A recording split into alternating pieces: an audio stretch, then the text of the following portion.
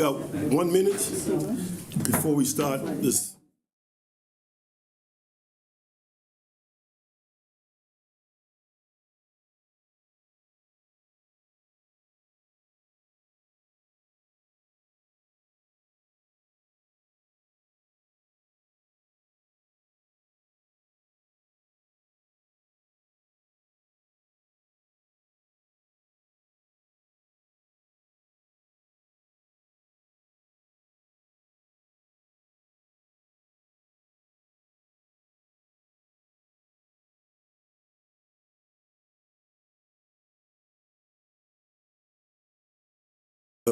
Staff ready?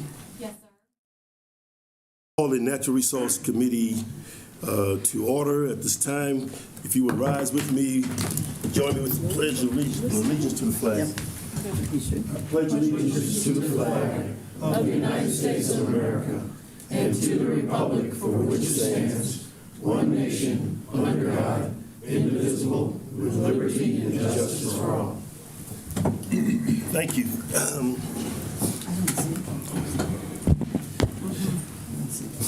The statement of compliance with Freedom of Information notice has been sent out to all the media.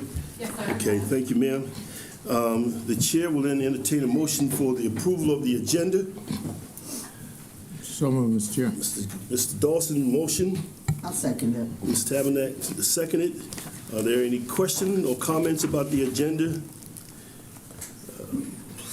All those in favor, please indicate by raising your hand. Okay, it is unanimous. Then the approval of the minutes for February the 3rd, 2025. The chair will entertain a motion to that effect.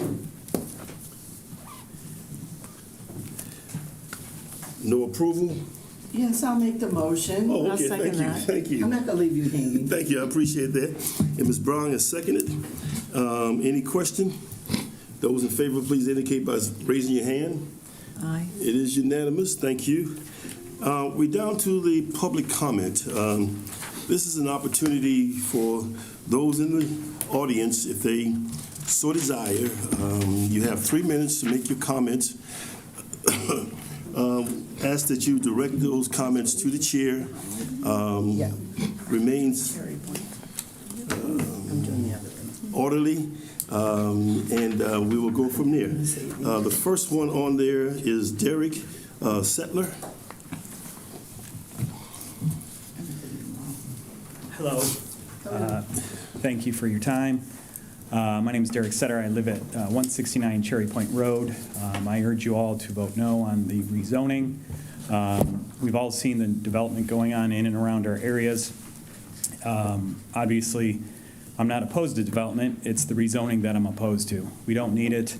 There's not one person that has come forward physically to support this other than people who are being financially motivated and or people who do not even live in the area, which that would be comparable to me coming here and supporting something on Ladies Island that will have zero impact on my life. It just doesn't make sense. So I strongly urge you to vote no on that. I know you're supposed to represent the people. We do not want this. No matter what anyone says, a majority of the people do not want this, and you guys and gals all have that responsibility to vote for the people. That's who you represent. That's who you took an oath to represent, some of you, and that's who you should represent. Lastly, I was here at last month's meeting, and unfortunately, this agenda item was pushed. I actually thought about sending an email to the law director shortly before this meeting to see if this meeting could get pushed, just to see if you guys would represent the people. We have numerous people that could not make it because of work, whether it being because of work or being out of town, and I wonder if you guys would have pushed the meeting for the residents and not just the developer like you did last time. It's just a question. And I would also urge you to moving forward, you put a time frame on that if someone doesn't request an extension before 24 or 48 hours before the meeting, it doesn't get accepted. It's not a good look. Thank you for your time. Thank you. Mrs. Lamarca?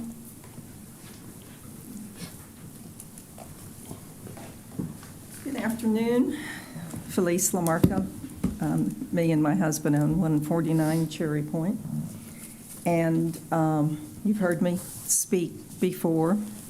We, meaning the neighborhood, who has asked me to represent them as a whole, have come together many times. And at one point, we were working with Mr. Schwartz in support of this program. And the number one reason was because everybody wants the school.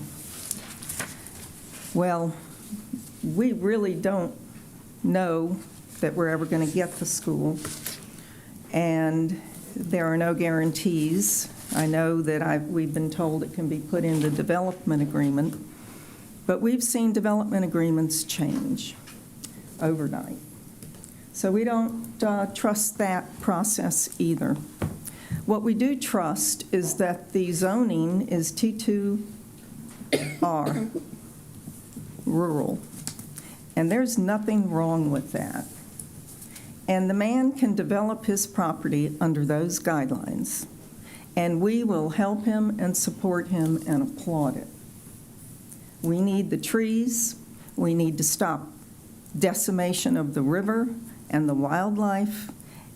And I don't even need to mention the traffic because I know other people will.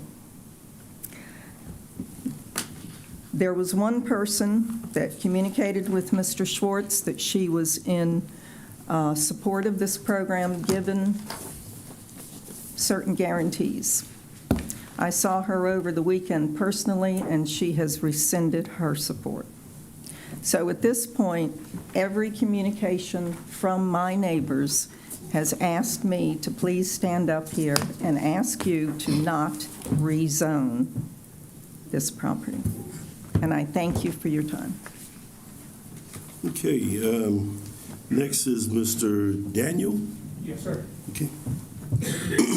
Good evening. My name is Scott Daniel. I live at 165 Cherry Point Road. I'd like to highlight a few areas in the staff recommendations. First, they do not recommend the development move forward. And under staff recommendations to council, number one, it says is consistent with and furthers the goals and policies of the comprehensive plan. Yes, it's consistent with the comprehensive plan, although the comprehensive plan states the future land use of these properties is to be rural. Is to be rural. It also expresses the option to create a village place type. People are acting like the village place type overlay is the preferred option in the comprehensive plan when given the verbiage, it shows the preferred usage is for it to remain rural. Number three, it says addresses a demonstrated community need. Yes, it addresses the need, and it talks about the school. The school says it needs a minimum of 30 acres for a middle school. This property is bisected by a wetlands area that appears as if it will have to be filled in to truly have 30 acres of usable land. Also, the developer does not own this land. He doesn't own this. So if this isn't approved, nothing precludes the school from moving forward with the actual owner at a later date, coming in and getting this land. This isn't a death knell to the school. If this goes on, we will see our 2-lane road that's lined by oaks changed into a 5-lane road to accommodate the influx of traffic. 2 lanes to 5 lanes, almost as wide as 170 coming into our area. Even with this will not fix the traffic issues that will arise in the future, which is one of the reasons that the Planning Commission is saying no to this. With all the development that's going on, I feel like Beaufort County is dying a death by 1,000 cuts. All the development is stacking up and overwhelming our infrastructure and changing our way of life.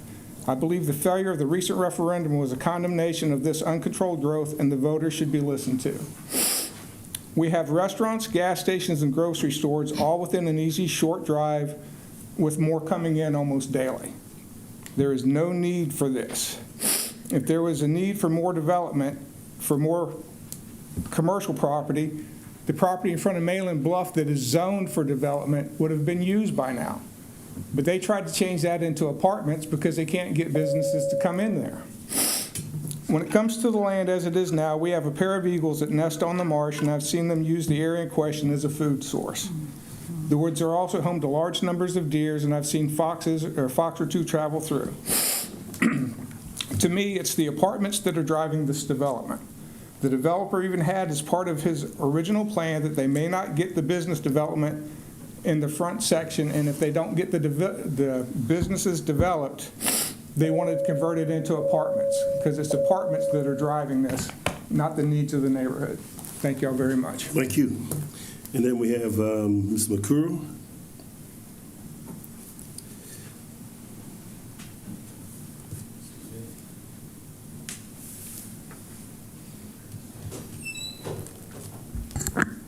Hello, my name is Grant McClure, and I work for the Coastal Conservation League. Just wanted to say that the Conservation League supports staff and the Planning Commission's recommendation to deny the rezoning for both of the projects that are before you today along SC 170. And we agree with staff's interpretation, specifically that the level of service is not going to be up to par with the county's preferred standards regarding the 121-acre property that's seeking to rezone using the place type overlay.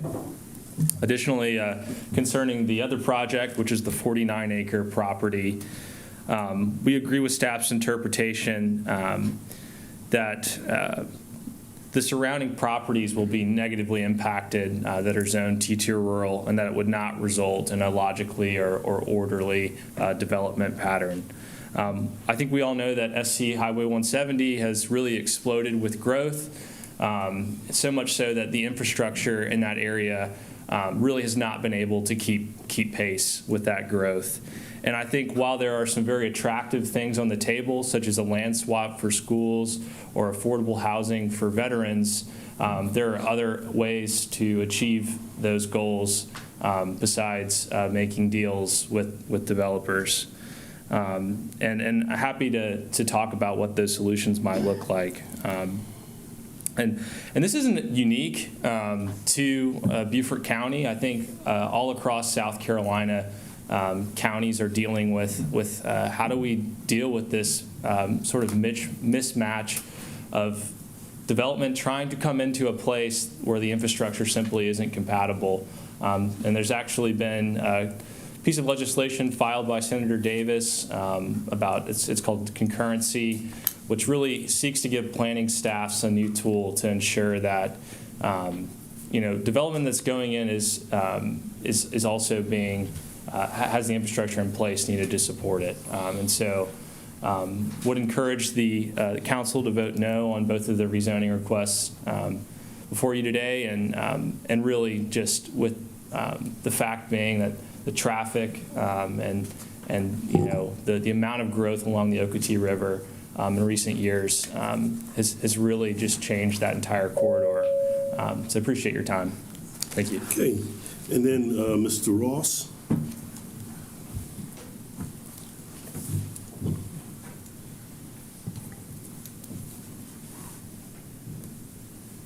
Mr. Chairman, committee members, hope y'all are having a good day. I just wanted to speak this evening on just a couple of items that are being up on the agenda today. Both of them are along the 170 corridor. And I think everybody that's here knows the impact that any type of development on the 170 corridor right now is going to have a severe impact, not only on the traffic, but on the ecosystem, on the schools. Everything that's along that corridor right now is overstressed. The two developers that are here today are going to tell you about the benefits of both of their projects. One is going to tout that we're going to have more schools. We're going to have a better school in the Cherry Point neighborhood. Another is going to tell you that there's benefits for low-cost veterans housing.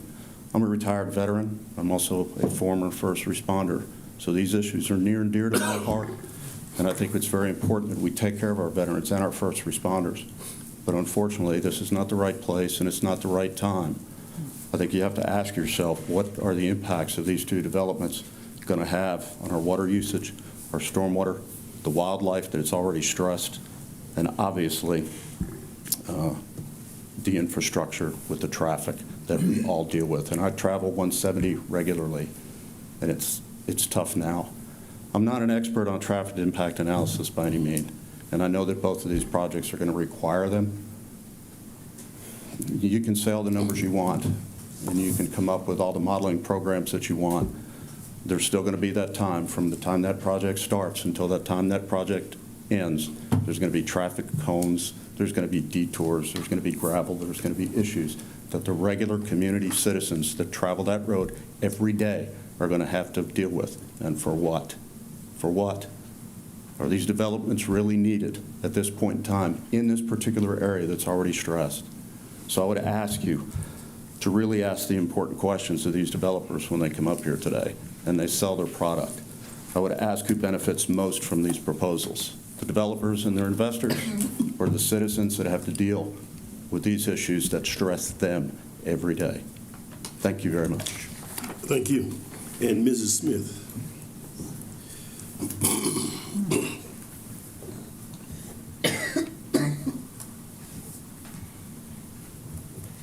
Good afternoon. I wanted to speak about the number 9, the proposed text amendment to the Defusky Island Code. Councilman writes, this is the issue that I talked to you about a little earlier. We have an opportunity to actually get some veterinary services on Defusky Island, and people on the island are very excited about it. The Defusky Island Council has unanimously endorsed this text amendment change.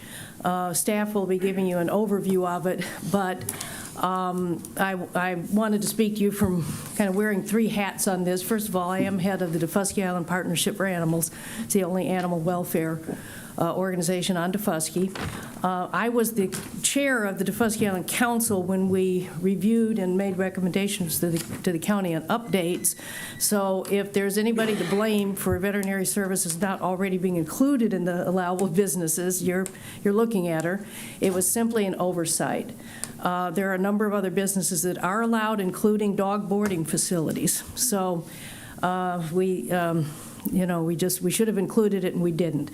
And we probably also thought we never would have anybody interested in setting up a vet practice on the island, but we do now. There's a retired a couple just moved to the island last year. They live in Hague Point, and they ran a practice up north. And Dr. Sandifer, the veterinarian, has already gotten his South Carolina license, and he wants to start a small part-time vet clinic. And quite honestly, it'll be a godsend for the pet owners on the island and for the animals on the island. It's difficult now having pets, particularly when you have a critical situation with a pet, and you've got to get them over to the other side, and you can't. And the most heartbreaking cases, and they do happen occasionally, is when you have a critically ill animal that's got to go over to the other side, sometimes to be euthanized, and there's no way to get them over there. And it's just a heartbreaking situation. We also have a low incidence of vaccinations on the island and other preventative care, such as checking for heartworm disease. Having this program and with Dr. Sandifer, who's already offered to set up low-cost vaccine clinics, will really be a great thing for the folks on the island who care about their pets, and we do have a lot of pet owners. We also have a wildlife rehab program, and we have a limited number of livestock at a little community farm. So I know of no opposition to this. The Defusky Island Council has unanimously endorsed it, and we would appreciate your favorable consideration of it today. And thank you very much. Thank you. And Mr. O'Edding? Thank you, sir. It's Robert Otting. I'm with the school district. I'm glad to hear it sounds like there's some support for the school on the Cherry Point property. Just wanted to come here in support of that because it is allowing the school district to have a piece of property that's on 170 that is not very useful to us for a piece of property that is useful for a future school site. So don't know if I'll get a chance to talk during the presentation, but I just wanted to make sure y'all were aware that that is something we're in favor for. Thank you. Thank you. And the last one is Mr. Stewart.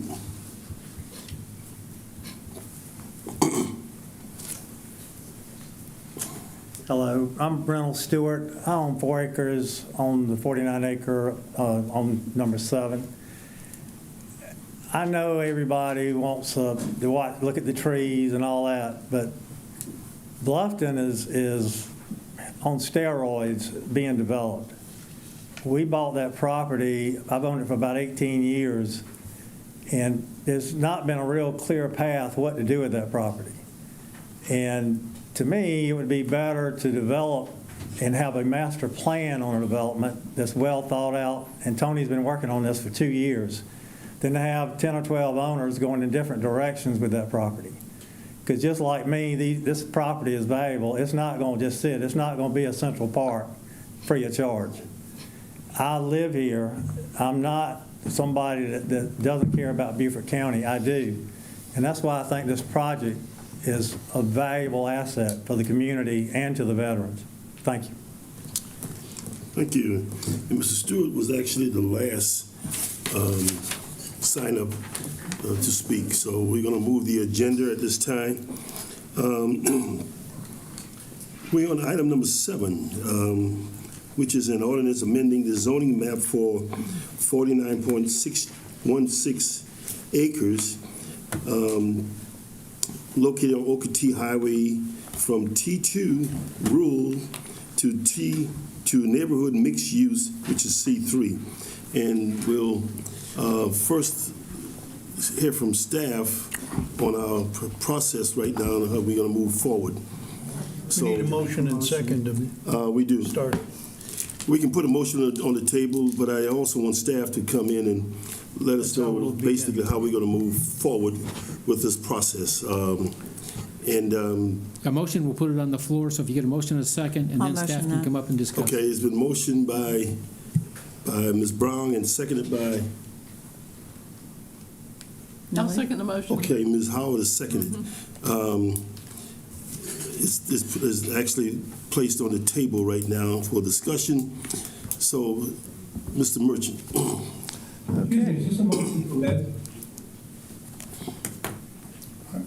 Did Larry? Is this a motion to amend the zoning map? I'm sorry. Number 7. Number 7. I know what it is. I want to know if it's a motion. Put it on. No, right now, it's just a motion to discuss it, and then we'll move from there, Mr. McAllen. Yeah, I forgot to acknowledge you on the on the line. Thank you for breaking it. All right. Well, good afternoon, Mr. Chair and members of the Natural Resources Committee. My name is Robert Merchant, Director of Planning and Zoning, and wanted to, I guess, start with just a quick overview of what is being proposed. And do you have the map and the staff report? We can go over that. This property, this is a zoning map amendment. The current zoning of the property is T2 rural, and the applicant is requesting to change that zoning to C3 neighborhood mixed use. This is a series of 8 parcels located on SC 170 on the eastern side of that road, just north of the intersection with Bluffton Parkway. So there's 8 parcels. 7 of them are, adjoin each other, and then there's an 8th parcel that is separated from the rest of the group. So there's really 2 discrete areas of this rezoning.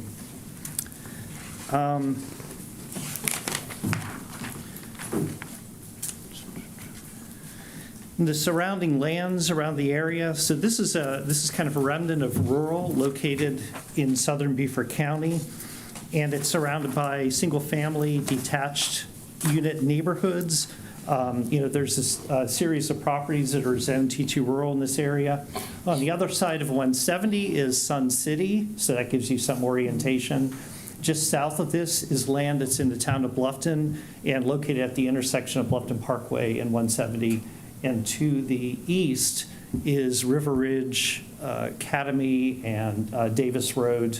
So that kind of gives you some idea of where this is located. Of course, T2 rural, the current zoning of the property, that allows 1 dwelling unit per 3 acres. So it's really hard to calculate because there are 2 discrete groups of parcels here. But that would mean you would take that 41 acres, divide that by 3, and you would get an approximate yield of dwelling units. The applicant proposing to change it to C3 neighborhood mixed use That allows, if you're doing a single-family subdivision, 2.6 dwelling unit per acre, so that's, that would allow 127 units, or they could choose to do a traditional neighborhood plan, which it looks like based on their submittal and the mixed use of multifamily and commercial, that they're proposing to do that or go that route. That could allow up to 171. So that kind of gives you an idea about the nature of this rezoning. And so I think at this point, there's been a lot of talk about this particular plan and the proposal for veterans housing. And I just want to make it clear that this rezoning, this is a straightforward map amendment. So in and of itself, it would simply allow the properties that are in that area that is defined in red to have that higher density zoning. So anything that is allowed in that C3 neighborhood mixed use district would be allowed within those parcels. What the applicant, from my understanding, what they're proposing to do is to accompany this with a development agreement. So that development agreement would then further, it could be used to further solidify a master plan for the property, and that also would be the means necessary for the creation of the proposed veterans housing units. And typically what happens, and I realize that this is not something that council faces every day, but this rezoning would need to be considered either as a straightforward rezoning in and of itself, or if council wants to move forward, especially with wanting to further look at this possibility of the creation of these affordable housing units, then what they would do is recommend approval with the condition that council enter into negotiations for a development agreement. And then those two would kind of run parallel tracks and then be approved at third reading at the same time. And that's typically how this is moved forward. So there's two components of this: the rezoning, which is on the agenda today, and this development agreement, which would then be the means to attach these extra conditions, which would include the affordable units. So I wanted to make that clear. And so when we get to staff recommendation, that's something that we'll be reiterating at that point. Okay. The applicants are here today too, right? Yes. Right, and we asked that they would come to make a presentation to us. So would you introduce them to us as we move forward? Okay, and then do you want me to summarize at the end our staff recommendation? You can do it now or at the end, it doesn't matter. Okay. I would just assume go over it now. Go ahead. And I think you've all seen the packets, but, Right. And I think it's important that, we look at a number of criteria, and I think now you're getting more familiar with the different criteria that we use for a zoning map amendment. But one of our biggest concerns, is the incompatibility of this proposed rezoning with the surrounding land uses. And I think this is especially the case because we're not talking about all the parcels that are zoned rural. We're talking about a subset of them, and the two do not touch each other.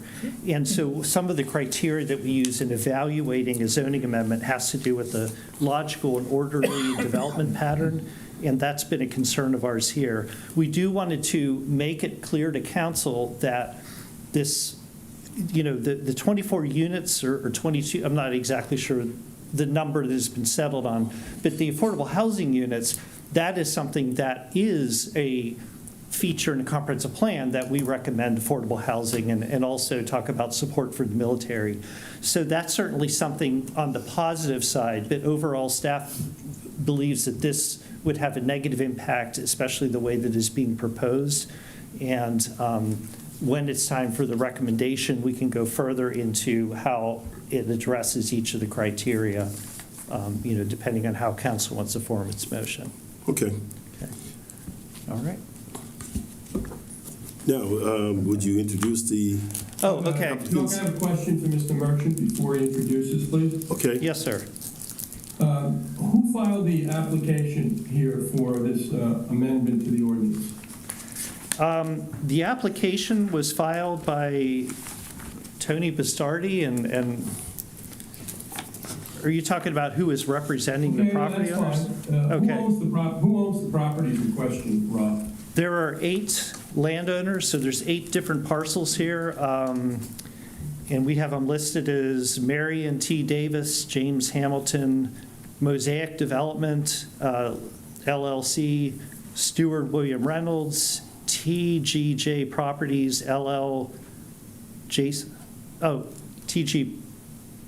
TGJ Properties, LLC, Jason D. Reeds, Kurt Warrington, Evelina Perry, John Bush, and James Bush.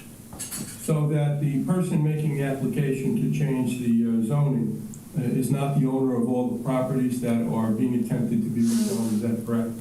Yes, and when this happens a lot, often, because a lot of times a sale of a property will be contingent on a rezoning, and so we require an affidavit to be included with the application, and that was provided. So I noticed you mentioned one property owner is Mosaic. Are those the people making the application, so they own one of the lots there? Yeah, I mean, I guess they can verify that. We're contract owners. Is that a yes? They said this. Is that a yes to that question, that they own one of the properties? I think that may be able to be answered a little later, Larry, if you would hold off on that Yeah, I'm question. going to let the applicant speak to Yeah. that part. Mr. Merchant doesn't know right at this time how to answer that one. Okay, thank Okay. you. Okay. All right. Okay? Okay. Oh, anybody else? Nope, not right now. Oh, okay. Mr. Merchant, who you going to introduce? Oh, I can introduce myself. yeah, I'll introduce Tony Bastardi with Mosaic, and I guess he can introduce his team. I apologize. Right, I appreciate that. Thank you, sir. Yes, sir, you own. Thank you, Chairman Glover. In the interest of expediency, I'm going to try and keep this as brief as possible. I have some slides that will kind of guide us through the items that I want to cover. Okay, so item number 1 is the place type overlay, PTO, of the Hamlet type overlay. This was the finding of the staff, which is in their staff report, which concludes with a negative recommendation. Of the 9 criteria mentioned in the report, 5 of those 9 criteria turned out to be negative because of the Hamlet type overlay. The other 4 were positive. So I want to address this Hamlet type overlay. So you're seeing the green circle, which is the overlay. We are right in the middle of that green circle, and this comes from the 2040 Comprehensive Plan. This is an excerpt, the snippet of the 2040 Comprehensive Plan. If we were to have the whole plan on this page, it would be about 4 feet wide and 4 feet tall, and most of it would be neighborhood mixed use. So absent the overlay, we are neighborhood mixed use, which is C3, which is what we're applying for. So what does it say in the description in the 2040 plan about the Hamlet type overlay? It is often a small pedestrian-oriented main street with surrounding and supporting residential fabric that is scaled to the size of a pedestrian shed.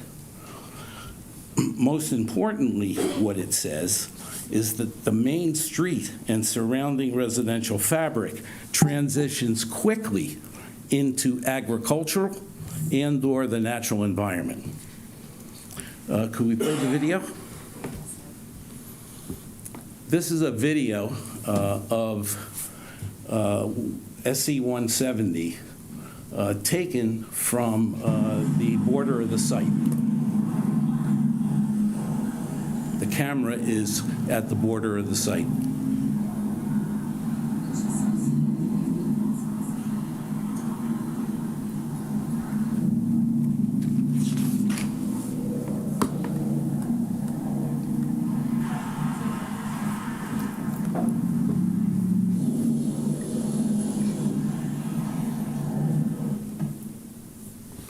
Okay, the video shows heavy traffic on a 4-lane divided SC 170 as it traverses right through the overlay zone.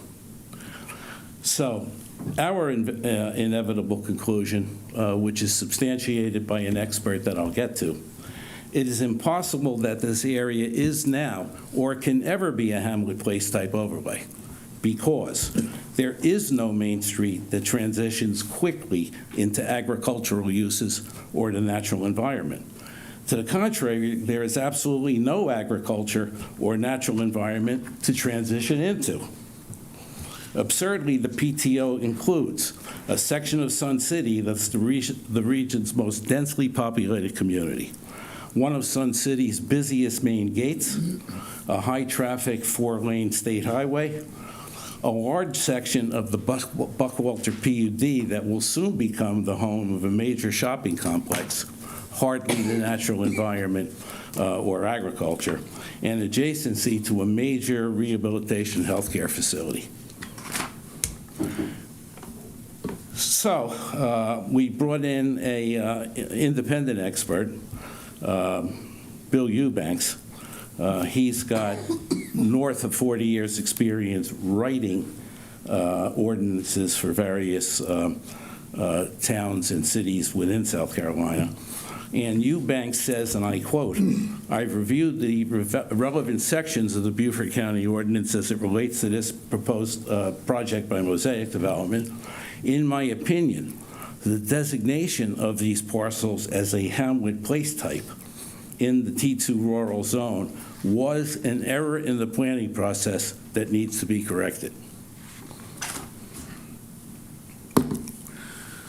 Okay, my next item. Next slide. Okay. We've been working on this for just about 2.5 years. And during that time, we tried to get a sense from people that are on the council as to if we were proposing the right kind of project. And, that was an iterative process, and it ultimately led to our inclusion. I guess it was last July when we started the inclusion of veterans housing.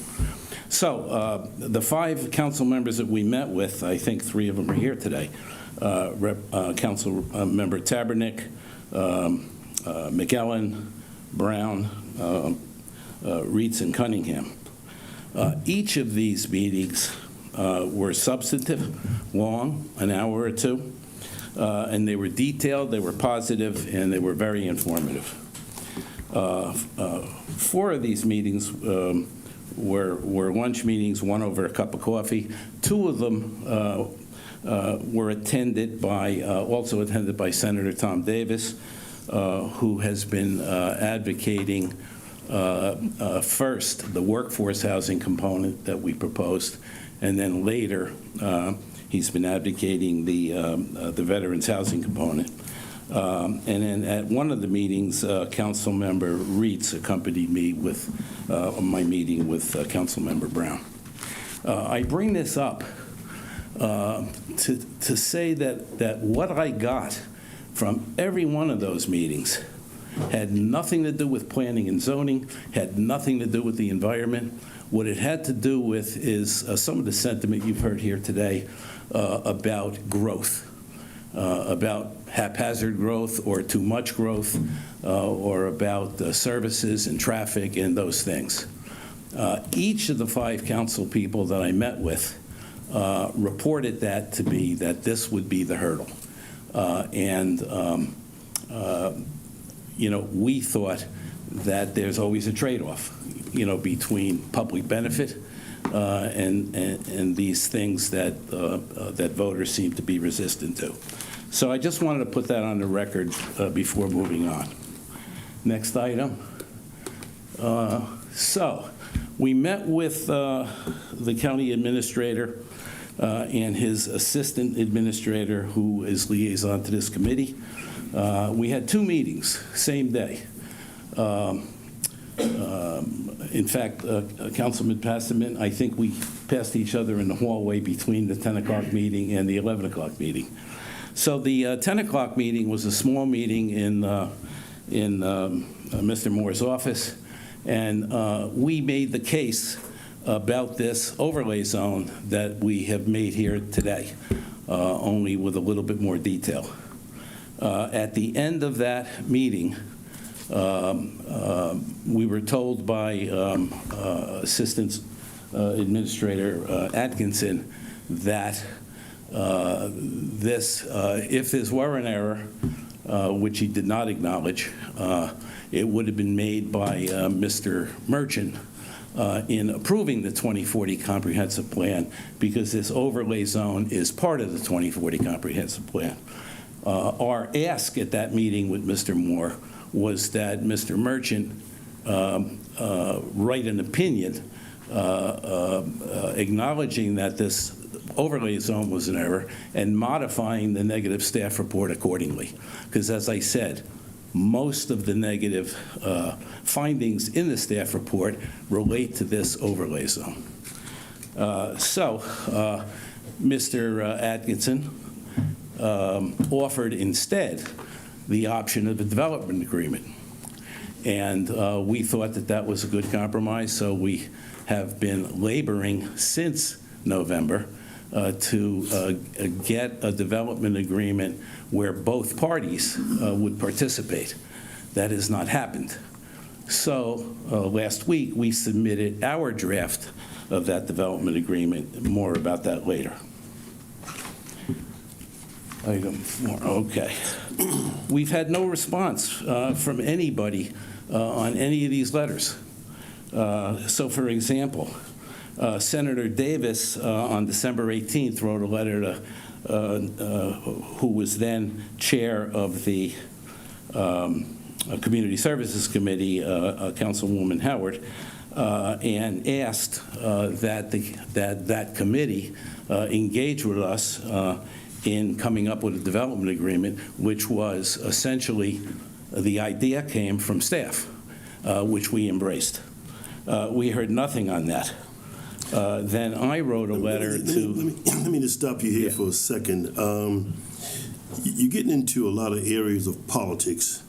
No, I'm not, Chairman. I beg to differ. I'm giving you the history of why we're here today, asking for a development agreement. Well, let me also say this, that I've been on council for over 8 years, and one of the things that I've learned is that when you talk to council members about a development agreement, we're going to mess up every time. That's why we work through staff.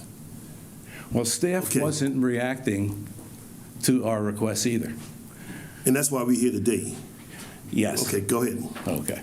I'm going to skip beyond number 4 and go to 5. As a result of no response, in Mr. Johnson's letter last week, we furnished the development agreement. Everybody on the council now has a copy of it. And that's the, that's the point I wanted to make. Next item, number 6. We had been interviewed by the Island Packet, who was about to run a story on this project featuring the veterans' housing benefit. That was the feature of the story. Subsequently, SAV-TV News picked it up, and they ran the story. You may have seen it on last Wednesday's news. But the Island Packet was told the following by somebody. I don't know who the somebody is, but this is what they were told. that our application did not fulfill the comprehensive plan, was in concept with the Community Development Code, would adversely affect nearby lands, including a major wetland system, and would not result in a logical and orderly development pattern. This is the island packet talking. The biggest hurdle of all appears to be getting it through the Natural Resources Committee for approval, given the proximity of protected wetlands. So, the truth is that our acreage is not in any way environmentally sensitive, and that our planning has meticulously and carefully avoided development on the wetlands, instead preserving them for the enjoyment of all. Indeed, the environmental sensitivity is part of our brand. You know, we're the muse that nature's walk. Our land plan carefully avoids any disturbance of the wetlands, which we'll demonstrate in the next 2 slides. Finally, below are excerpts from Newkirk Environmental Consultants' opinion letter. Newkirk is the region's premier environmental expert. So Newkirk says that, well, I'll just read the bottom line. It appears that we fall within the boundaries of a Corps of Engineers nationwide permit, which allows for up to a ½ acre of wetland fill along with the impact of borrow pits. So what he's saying here is, of all these 49 acres, we are not going to touch anything but less than a ½ an acre. Now, the next slide demonstrates that. Here is Newkirk's wetlands map. These were carefully examined and staked out and submitted to the Army Corps. Here is our land plan. Let me go back and forth.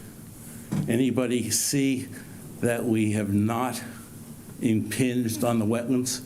The wetlands are all preserved. That's where nature's walk is going to occur, in the muse at nature's walk. All of that green landscape is crosshatched because it's wetlands. So we're not sure why the reporter at the island packet was told that we have environmentally sensitive land, but the exact opposite is true. Okay, so now I'm going to turn the floor over to Admiral John Stufflebeam. He would like to address you for just a couple minutes on behalf of the Foundation for Veterans Housing. Admiral? Thank you, Tony. I just want to make sure before I offer my brief remarks that I can be heard okay. If somebody will give me a thumbs up. Yes. Thank you very much. Well, good afternoon, Chairman Glover and ladies and gentlemen of the committee. In the interest of the limited time allotted, I only have 3 messages to leave with you. So I'm going to get right to these points. As a combat veteran, I tend to be blunt, so please do not infer that I'm trying to be impolite. I'm here to attest as the executive director of the nonprofit Low Country Veterans Housing Foundation in representing disabled veterans and disabled first responders as an advocate that we're committed to take full advantage of this magnanimous offer, if approved, that Mosaic Development has made for configurable housing for disabled vets and disabled first responders, as well as provision for veteran-owned retail store space at the proposed muse. This is the first best offer that we've been invited to participate and partner in. Our foundation is grateful and humbled to be the potential beneficiary, but more importantly, this is an exciting commitment to the heroes in your community.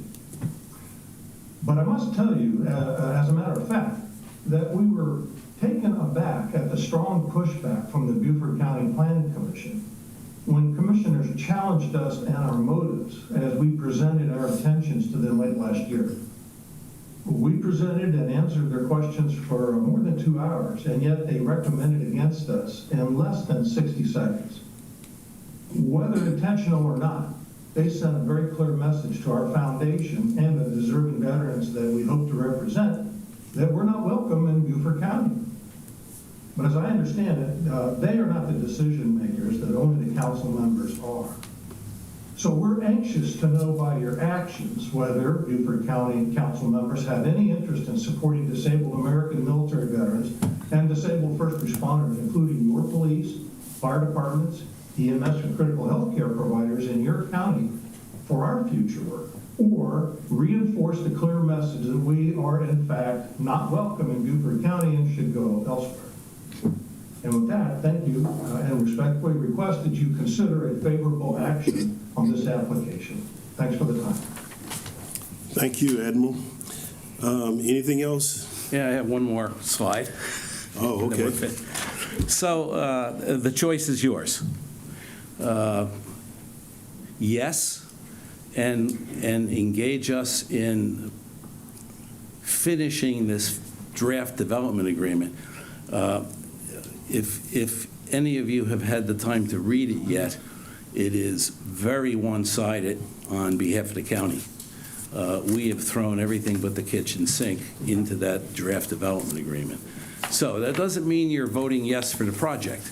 It means you're voting yes to craft a development agreement that may work for the county, and to present that development agreement in April or May to the full council for its consideration. That's option one.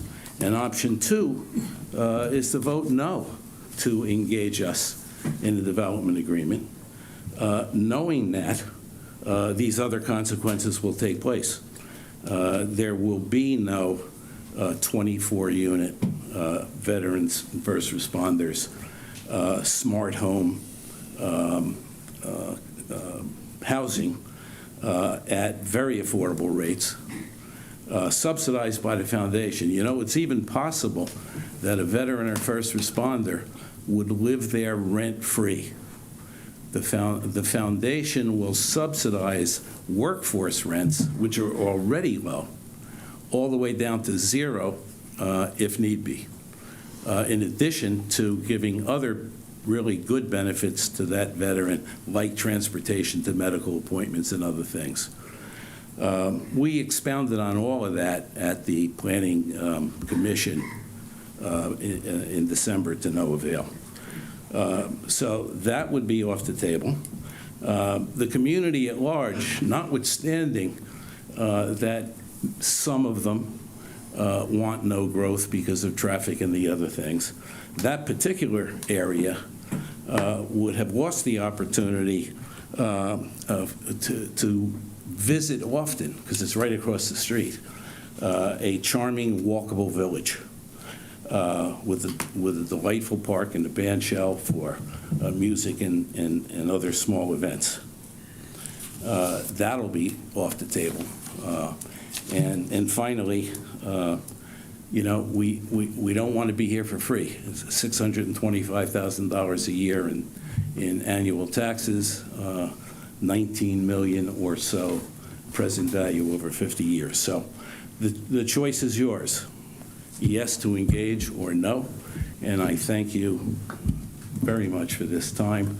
And the five of you that we met with, for your interest and wisdom in helping us along the way. Would you stay there for some question? I think Mr. McEllen had a question earlier about ownership. Yes. You still, Mr. McEllen? Yeah. You have the floor. Yeah, just some clarification on the current ownership of the parcels that we discussed. Okay, the parcels are owned by 8 parties. I think a couple of them are LLCs, the others are individuals. We are the contract owners, meaning we have contracts to purchase those properties at a fixed price, subject only to approvals on the zoning and site plan. Thank you. Okay. Anybody else have any questions? I'll ask a question. Yes, go ahead. So, Mr. Bastardi, when we met, I represent District 6, which most people know is Sun City all the way down to Riverside. Yep. And I made it perfectly clear that my district wants no change in zoning and is not welcoming to any further anything on 170. Yeah. Your grouping is in Logan's district, and I believe he made it clear to you. And when I met with you at Senator Davis's introduction, there was absolutely no mention of veteran housing. That came up when this development happened in October, November. You and I met late August, and I was pretty clear on what District 6 people would not want on 170. This will add to congestion on 170, and the real issue is, I mean, I'm just looking at traffic. You showed traffic. If you take traffic coming south in the morning, it is bumper to bumper. You take traffic going north in the evening, it is bumper to bumper. So this is our main gate from Sun City. It is the most used gate other than the front gate. I forgot how many thousands of cars come out of there. We've had numerous accidents there, numerous accidents at the Del Webb Boulevard. To add any further density in this area is problematic, and I believe I made that clear. You're absolutely correct, which I think I said in my remarks. But now that you've expanded upon that, yeah, that was the message I got from our meeting, from the meeting with Logan, and from others. That said, there's a process. And since our traffic report, which is 140 pages on file with the application, is benign, and since the county's traffic engineers testified at the Planning Commission in December that they agreed with the traffic report, so much so that when asked by the commission, should we install a traffic light at Davis Road, the answer was no, there's not going to be enough volume to warrant it. So here we are. We have a 2040 comprehensive plan that's painted yellow all over that region, and yellow means neighborhood mixed use. We have a traffic study that says we're not going to impact the already congested 140. And we have an overlay zone that wants it to be agricultural and natural, which it is not. So there is really no reason to vote no, because voters have told you that they don't want it. You need to go with the process. Now, if the traffic report had turned out negative, you'd have a reason. But what I'm saying, look, here's what I'm saying. What I'm saying is that there's an enormous community benefit here. Our company wants to develop housing with public benefits. It's very, very rare that you find this in the Low Country. It's mostly rooftops, like the developer of Sun City. What we're proposing is a very modest-sized project which will not impact the environment, which will not add to traffic. County's traffic engineer has pretty much certified that, with a public benefit. So what your job is, one of my slides which I glossed over, the mission of this committee, as stated on your website, is to enter into development agreements for the benefit of the county and the developer. That's what it says. It's on one of my slides that we glossed over. So all I'm asking here today is to go through that process. Your traffic study, I don't understand how putting 244 units in a congested area doesn't impact traffic, but I'll let that go. And it also said to have off of Davis Road, have a left turn and a right turn. Where in the heck are they going to turn left? There's a median there. So I don't understand that. You don't have to answer. You can read the traffic report. I read it. It just makes no sense to me. You're adding 244 units with 1, 2, or 3 people, and it's not going to impact traffic. And the other thing, I would not presume, if this committee doesn't approve this, that we don't support disabled veterans. Sun City is strong veterans, so please don't make any presumption that we don't support veterans or first responders, of which my son is one. Yeah. So I'm just laying that out there. Please don't make that presumption. Yeah, I don't think I did. What I said Yes. was, no, let me tell you what I said, because it's right there on the slide. What I said was, if you vote no to not entertain us with a development agreement, then you will have lost the opportunity for that project. I didn't say you weren't supporting them. That was your inference. Okay, any other question at this time? I'd like to Go have ahead. staff address the traffic study, because I read it too, if they could. Is Traffic engineer here? Robert Merchant? Oh, lucky you. I mean, Just tell them what you told them the last time. and I was at the December Planning Commission meeting too, so, but I'd just like to, Introduce yourself again. I met you earlier. but- Yes, my name is Kevin Sullivan. I'm a transportation planner for Beaufort County Engineering. Okay. We did have the applicant perform a traffic impact analysis. At the last meeting, there were scenarios in that particular analysis that assumed improvements that the applicant did not have any control over. So with those assumptions, in certain instances, the actual level of services at intersections, they did look good. But since then, we've had conversations with them about that. And even at the last presentation with the Planning Commission, because their traffic impact analysis was under review, the county didn't necessarily approve it because it was under review. So hopefully that answers the question about the traffic impacts. the improvements that would be necessary are not funded either, correct? Right, right. Yeah. So they're, So to those me, that's assumptions, a non-stop, that means they don't happen. Right. If they're not funded, they won't happen. The improvements that could have helped this development, okay, thank you. I think that answers my question. At the Development Commission meeting, we didn't talk about unfunded improvements. Could you explain exactly what those unfunded improvements are? if I remember correctly, there were improvements that were in our regional plan with respect to the R-cut scenario. With the referendum. Okay, so when asked by the commission if a traffic signal should be installed at Davis Road, the answer was no, based on the assumption that these unfunded improvements would occur? Well, there was... Please direct all comments to council, please. No problem.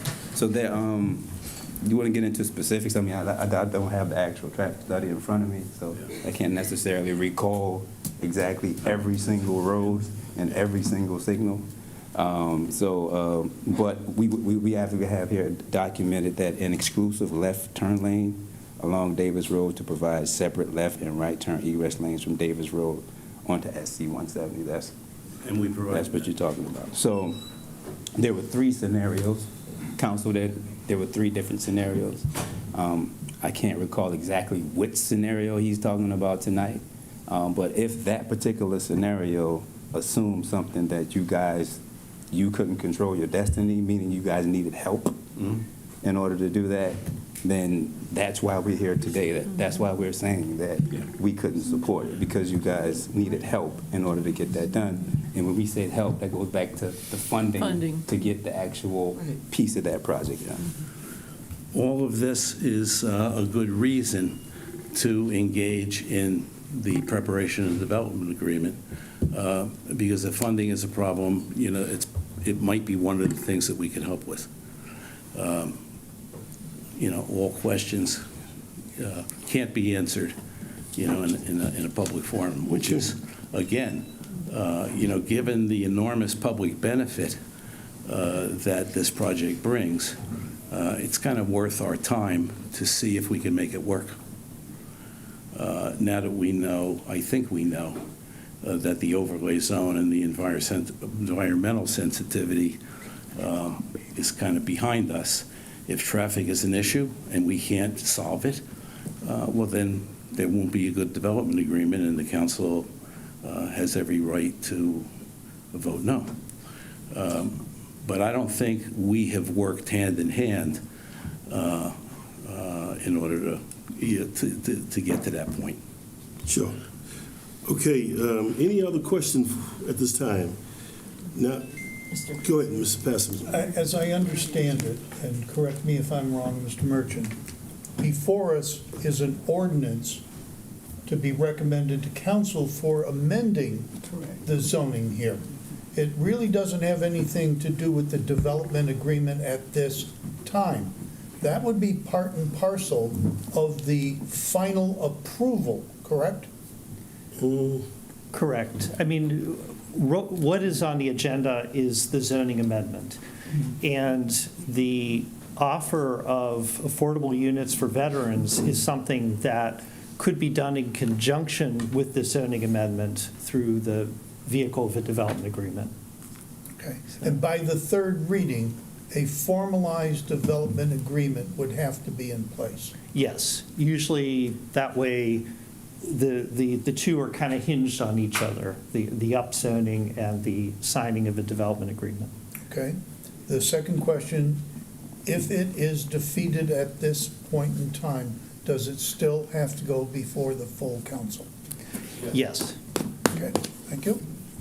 Another question, Mr. Vaughn. Go ahead. So who exactly works with Mr. Bistardi on the development agreement? He keeps alluding to council. Well, and it's been a while since we've done a development agreement. I think it's been about 5 years. But typically, in the past, and this is really up to council, in the past, council even has set up an ad hoc committee of members, in the district where it's occurring.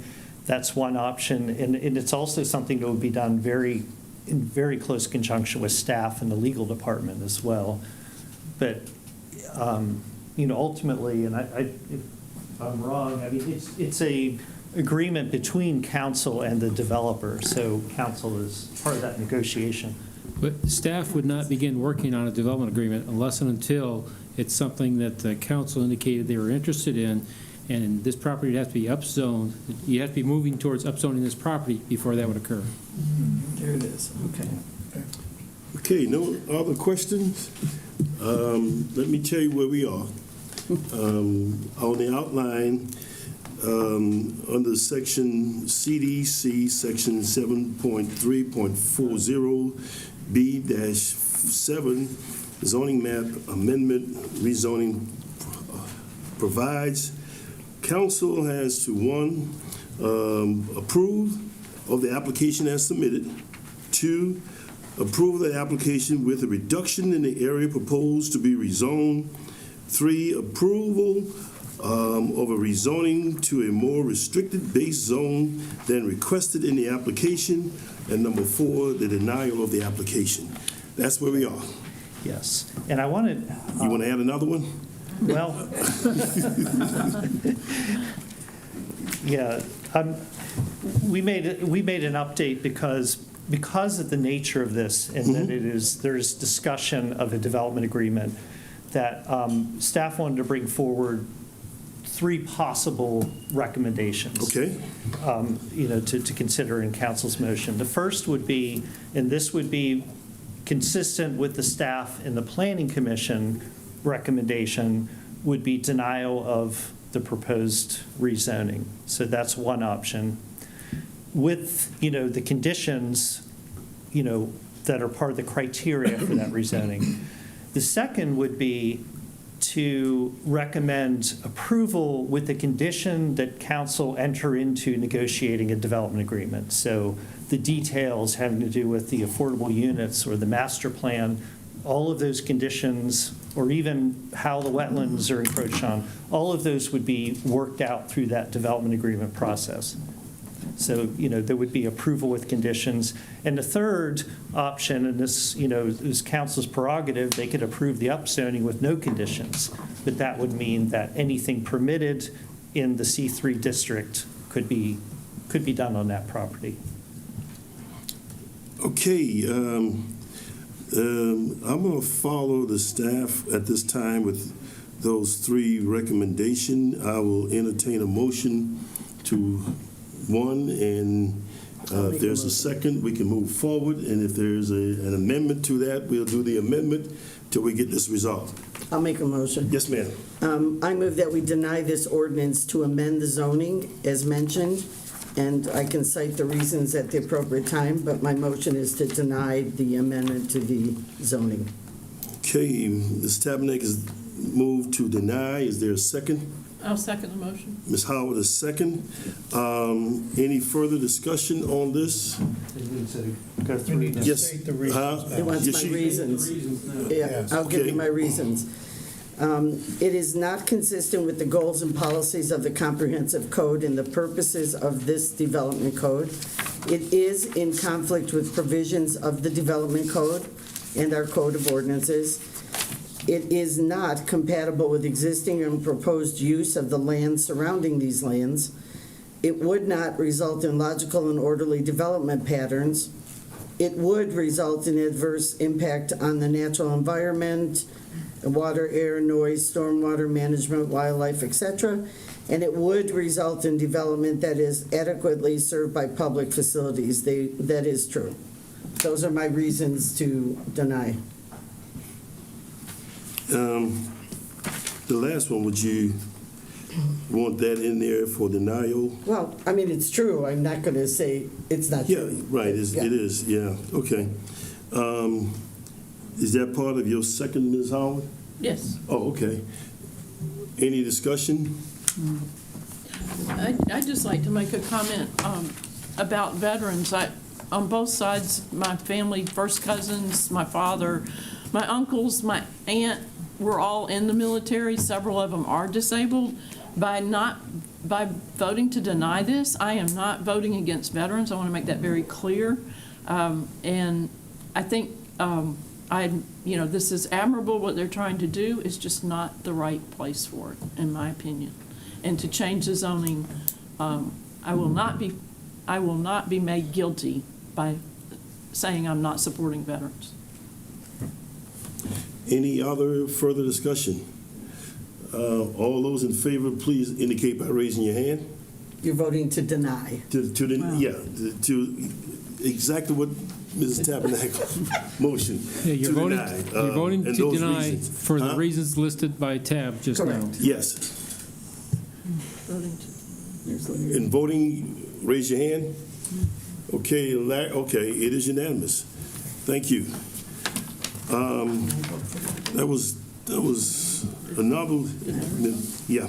Larry voted. We're moving the agenda, and I agree with both Mrs. Howard and Mrs. Tabernacle that a vote to deny does not have any bearing on our veterans. We are in a county that has a lot of veterans, and we do support the veterans. So it has nothing to do with that proposal at all.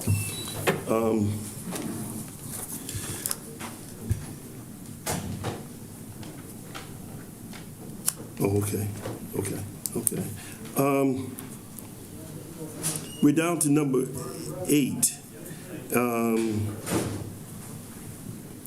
And before, I've got a question for Brian before we, can I?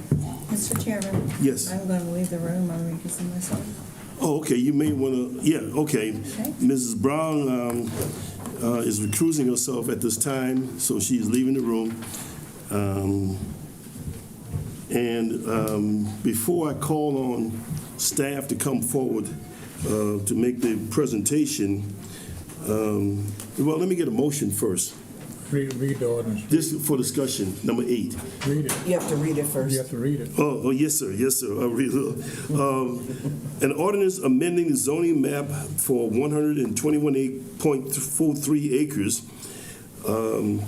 located on Okeechobee Highway from T2 Rural to T4 Neighborhood Center and T3 Neighborhood Open, a village place type overlay concept.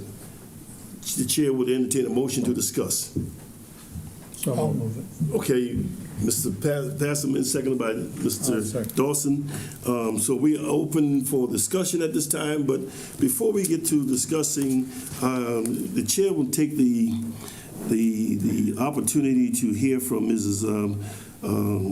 Colleen, is it Keking? Did I pronounce that? I messed up that. Please come forth. She wants to speak on this, and because she's probably coming and got caught up in traffic, et cetera, I'm using an excuse for you. So just accept that. She was not here at the beginning of the meeting. She wants to make a public comment. So we're going to receive this as public comment. Thank you, ma'am. I appreciate it, sir. My name's Kathleen Keating. I have lived at 132 Cherry Point Road for 22 years. I'm here to ask that you not only vote against this development, but that you consider, and this is a little off topic, consider implementing a moratorium on all development and rezoning proposals until an inventory is taken of future housing units under approval and currently under development, not only under your auspices, but those in Bluffton as well, with great consideration with what is going on in Jasper County. This inventory would include all rental units, including apartments, condos, townhouses, and homes, as well as those for sale. I also believe that an inventory should be taken of currently available units, both rental and for sale, under your auspices and those of Bluffton. I believe you will be surprised. While the new inventory seems to be filling itself in, many other availabilities are languishing. I am willing to bet that 8 times out of 10, folks moving into the new are upgrading. That's human. My point is that between what is currently approved and what is under construction and what is available, I believe you will find a glut in housing.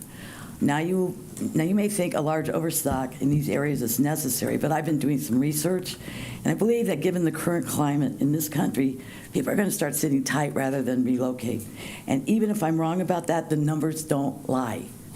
In 2021 and 2022, the county population increased by approximately 4,150 each year. In 2023 and 2024, it was around 2,830. That's a pretty big difference, and not one that justifies continued development at this time, because if this trend continues, you will be faced with ghost buildings and areas, a petri dish for crime.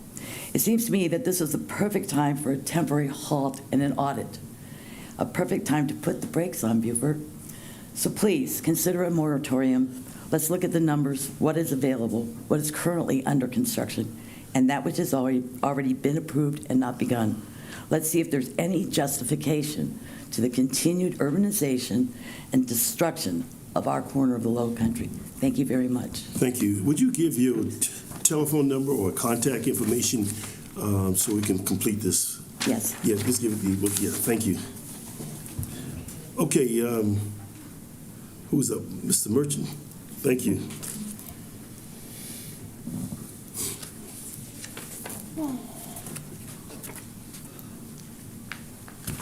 Okay, so this proposed map amendment is occurring at the intersection of Cherry Point Road and 170 in front, well, it's actually directly to the south of the school site for Okatee Elementary, and also south of the River Oaks subdivision and Malin Bluff. And you can see on the map here, if you look at the top, the existing zoning, that's in the pink, that's Malin Bluff and River Oaks. The dark green along the river is the Cherry Point subdivision, and the remaining green parcels, except for the one right at the corner of Cherry Point Road, that one's not included in this. That's a different property owner, but all of those are part of this rezoning. And I wanted to start out by, there's talk about a land swap for the school district. So Okatee Elementary is located, it's actually, if you look at that map, it is the rectangular parcel that is not on 170. It's the green one that sits off of 170, kind of framed by River Oaks and Malin Bluff. And the school district, when they purchased that, they purchased that that property that's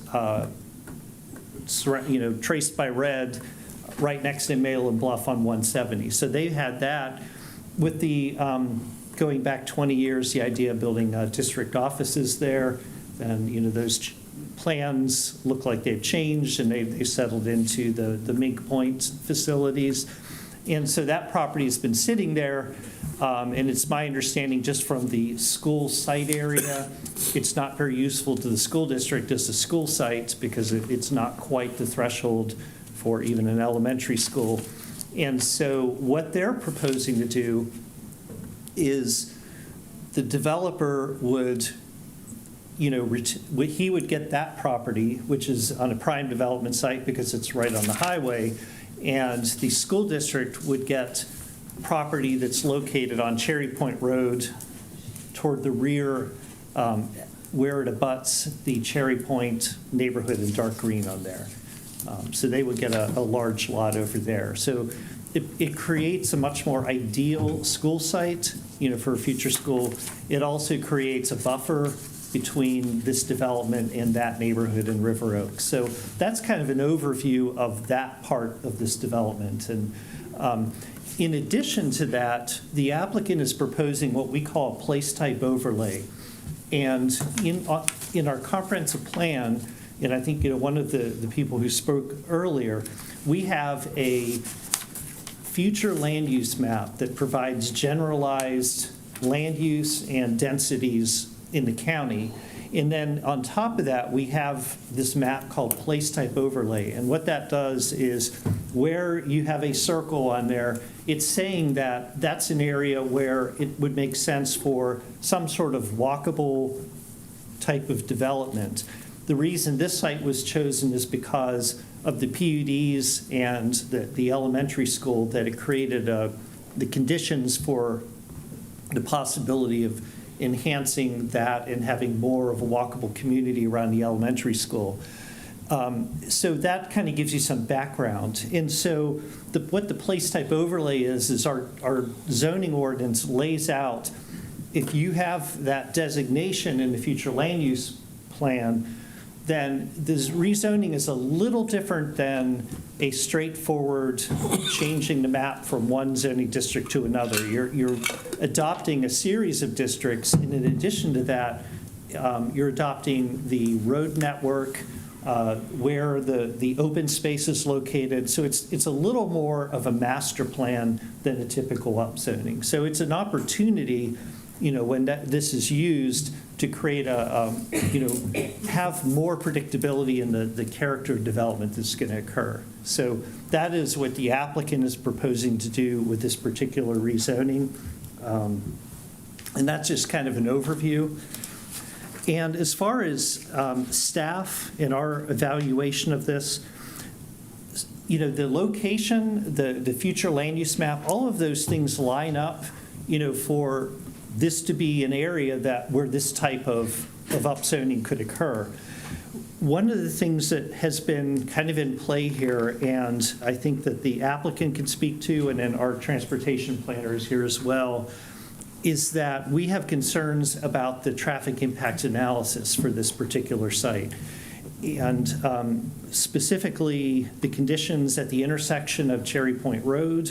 One of our concerns is that future improvements to 170 are much less certain today than they were even 6 months ago, when we had a referendum and the possibility of funding improvements. And I think you all are aware, we have a plan in place for 170 to address congestion, and that, you know, that right now is not funded. So, and we don't know, and we can't really tell the future when we will have a successful referendum or another funding source step in to fund that. And so our concern was that without those improvements, that there was not enough options for the applicant to address these intersections to keep them from failing or becoming worse in the future. And so when we look at staff recommendation, we have 9 criteria, I couldn't remember the number, that we use, but it doesn't mean that, you know, if our recommendation is that we have concerns or denial, it could be just one of those that stands in the way. And our concern here is it basically it may be the right type of development, but we believe that the timing is the biggest issue here. Because of the failing of that intersection, we do not have adequate improvements along the road that we believe are necessary to address this development. And in our recommendation, what we say is that if council does want to move forward with this, because we believe that this application does have a lot of merits, that these things, and this is going to sound very similar to the last one, a development agreement is going to be the tool that would be necessary. And one of the things a development agreement can do, for one thing, I think it would be necessary to memorialize this land swap and make that part of this master plan. But it also could be used to put timing for the development, to say that only a certain number of rooftops could be built before certain improvements off-site or other are done. And so our recommendation to staff, we believe that the timing is not favorable to undergo this change now, but if council does want to move forward, that timing issue be something that is very carefully considered with a development agreement. So that's what I have, and I think I'd be willing to answer any questions, or if you need further, I think. You mentioned the traffic impact. You want to address that now? Yeah. The concern? I don't think I could have said it any better than Mr. Merchant. Like we had real strong reservations for the particular development based on the level of services. Of course, our ordinance says that, we would like for things to stay at a level of service D or better. So, in the previous TIA, we realized that we would have issues with that. So it's actually the county's preference, unless we see something that's extraordinary coming from the applicant, to have the regional improvement in place, which would be the fix on 170 before we move forward with the project. Okay. Any council member have a question for Mr. Merchant? Yes, sir, Mr. Passman. We have heard that Malin Bluff and River Oaks are two developments there that will have and have had a significant impact, not only on that area, but on 170. Question one, were either one of those developments done before the village-type overlay was in place? Yes. What happened there was that those PUDs were approved in 2007, 2008. I can't remember the year. And at that same time, a development agreement was done. So those decisions were made before we even developed the place-type overlay. But going all the way back to when those PUDs were developed, and actually where the animal hospital is, and there's a Passive County Park, that was another PUD, but then that, during the recession, Rural and Critical Lands Preservation Program bought that property. So originally there were 3 PUDs that kind of worked in conjunction with each other and had connectivity to the school. So that. Is it 3 or 4? 3. 3, okay. Yeah. River Oaks, Malin Bluff, and that one that was bought by the county is Okatee. Okatee. So this one here was not a part of that? No, this is, so, but that was the rationale when the county updated its comprehensive plan to designate that as a place type overlay, because we had those PUDs, we had the elementary school. Thank you. Okay. Okay. So the second question was, you stated that one of the things that could be done as part of this is a development agreement that would allow it to be controlled development, so that before certain things were in place, you couldn't move forward. Is that fair to say? Yes, you would have timing of rooftops to different, whether they're on-site or off-site improvements, and established thresholds. And of course, it would be something that we'd want to have heavy involvement from the engineering department and traffic consultant. My last statement is, This is one of the most unique pieces of property in unincorporated Beaufort County along 170. Most of the properties are either under contract, built out, in conservation. This is the only piece of property that is left like that, that can be developed in a certain mannerism.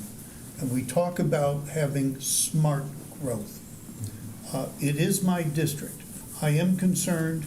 I've listened to the individuals there. They have valid concerns about the traffic. You have stated that, in fact, it is a desirable way of moving in the future. And that's my biggest concern, is how do we make it happen so that everybody is aware of what's going to be developed, that it's not going to be developed overnight, that 170 is going to continue to be developed.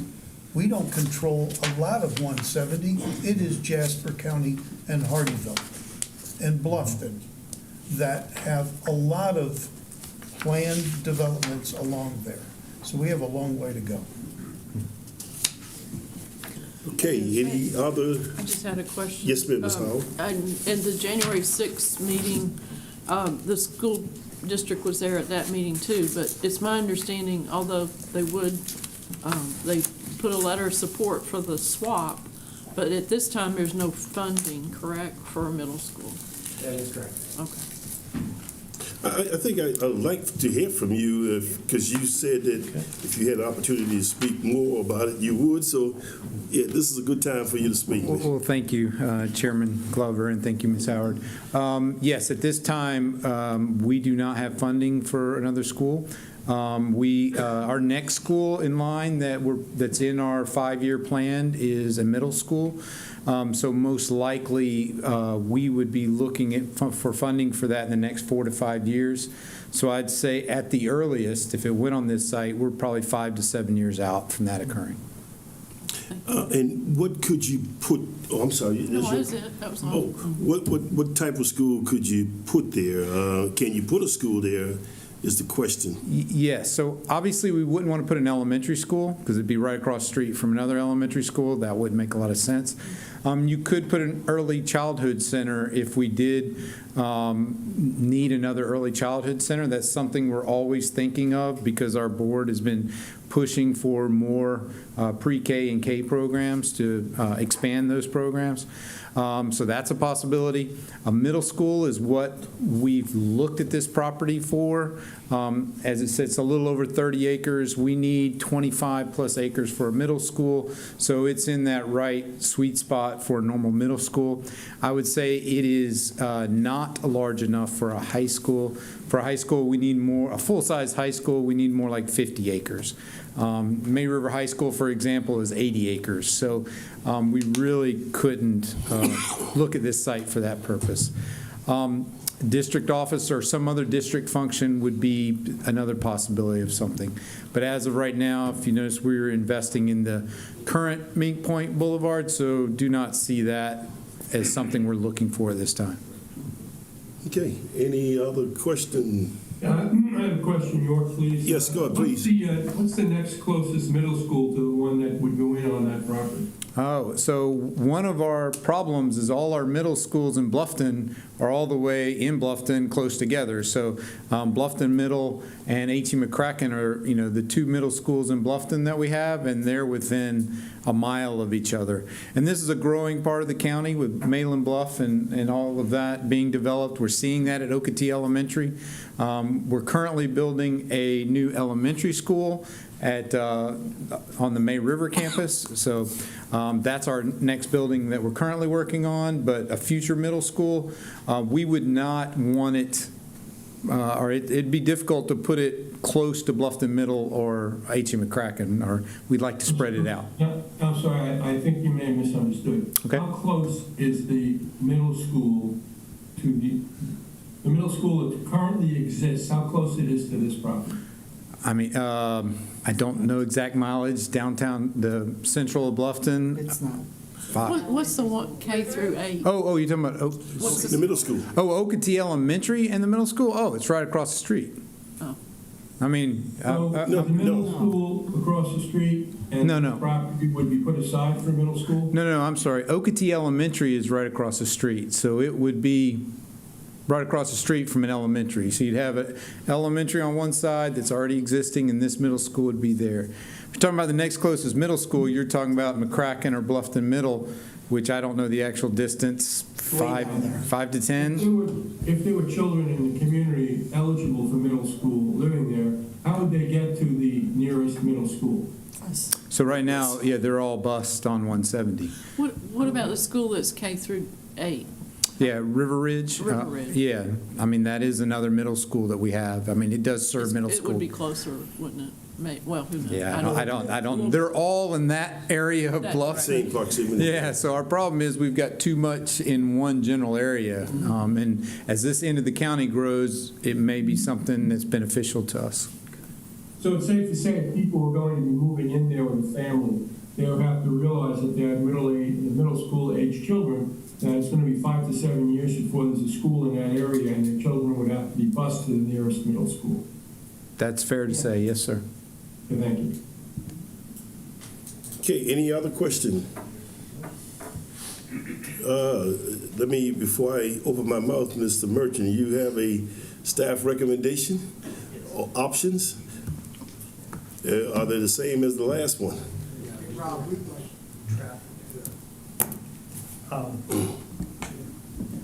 Yeah, do you want me to do, or I mean, Go ahead. did you want to hear from the applicant as well, or do you?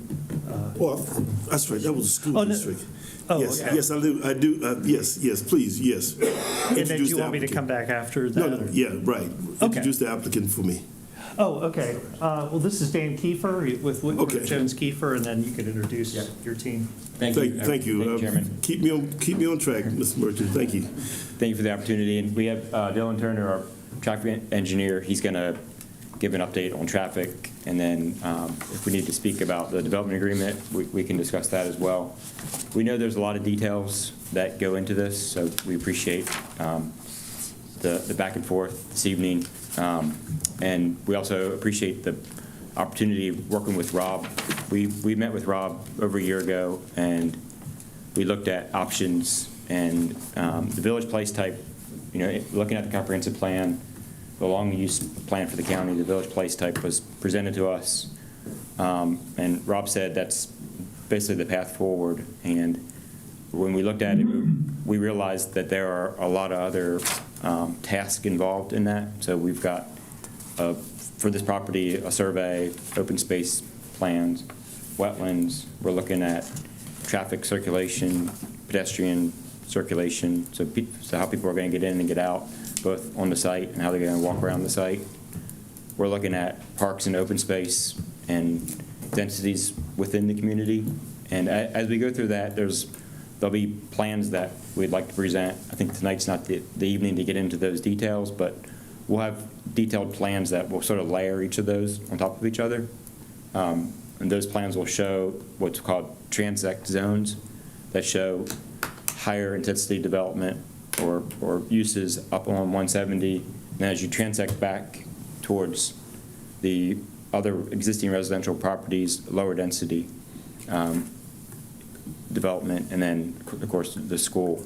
So those plans will become part of what's approved as this. So this is a lot different than just rezoning. This is a detailed master plan. So it'll be very predictable as far as how this will be built out. We've got detailed street sections, so you'll know. And this is some of the information that we'd love to bring in front of you at the next meeting is what do the streets look like? How wide's the street? Is there a 6-foot tree island? How wide are the sidewalks? And sort of paint that picture of what it feels like arriving in this neighborhood and sort of driving through it, how all the properties connect. So for us, it was a great opportunity to connect our proposed neighborhood with the existing elementary school so kids could walk to school, and then also planning for the future middle school. And with that, I know there's concerns about will the school be there forever? How will that be how is there a guarantee? So that's where the development agreement comes into play. So the development agreement would outline uses for the school site. What kind of school, how large can it be changed, can it not be changed? That will be part of that development agreement as far as guaranteeing that there'll be a school on the school site. That's a detail that would be included in the development agreement. And also, the development agreement in terms of traffic would regulate how traffic gets monitored over time as densities come on. So there may be scenarios where a certain number of rooftops could be built or square footages of commercial could be built before certain improvements need to happen. And Dylan Turner with Kimley Horn, he's here tonight to address that as well.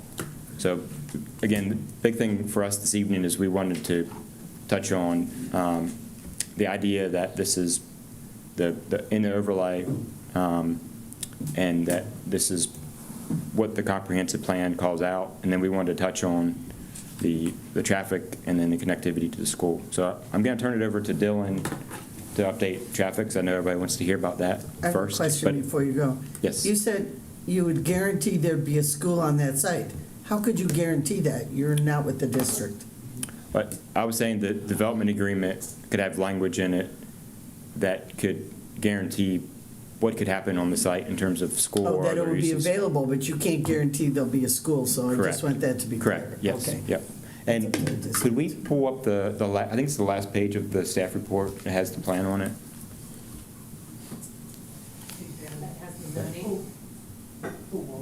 Yep. Okay. Is it the master plan? The very end.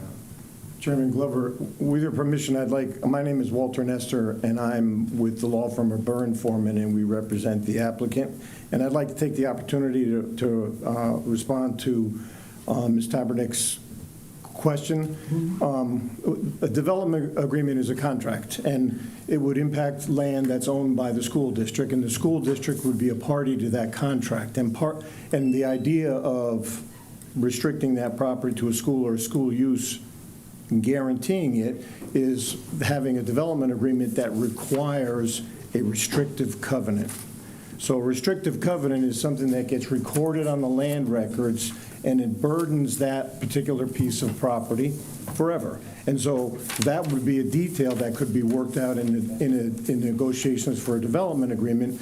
So the county would say to the school district, okay, if this is going to be a school use, a school or a school use, you've got to record a restrictive covenant on the property that will guarantee that. So there is a methodology to guarantee that pursuant to a development agreement. I understand that, but the average person listening would think, okay, there is going to be a school there.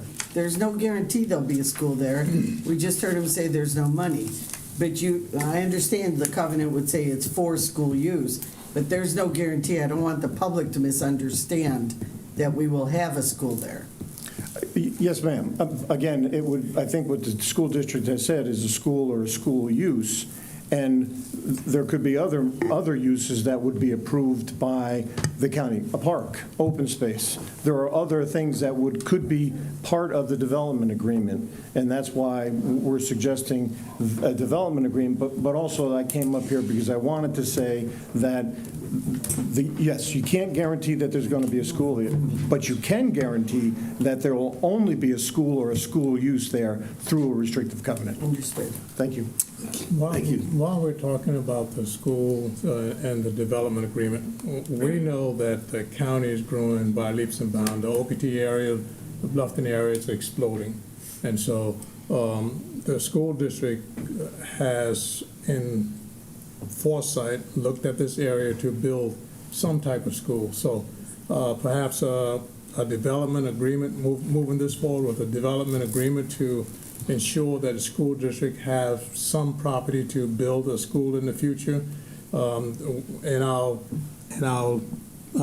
package, it says 30 acres, but there could be a negotiation for more than 30 acres, whatever the school district see their needs and desire might be in the future. But making that part of a development agreement, I'd support that.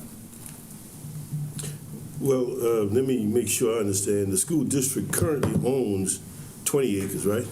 25. 25 acres. So there's basically a swap of land. Correct. So the school district does have land right there that they were planning on doing something else with. But, you know, they're changing their minds, and this could be a site for